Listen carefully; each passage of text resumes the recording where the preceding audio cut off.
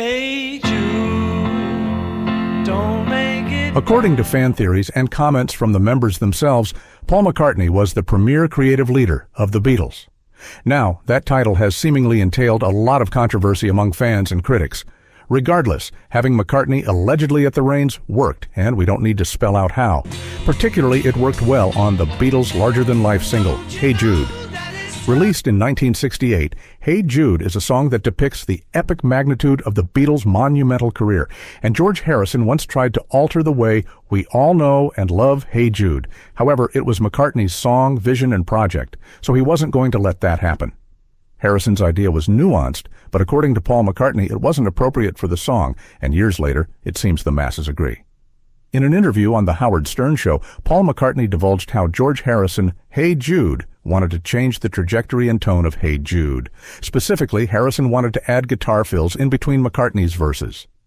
Per his comments, McCartney believed the addition would be too verbose and take away from the sentimental intensity of the song. In retrospect, McCartney was seemingly correct, as it's hard to imagine this iconic song any differently.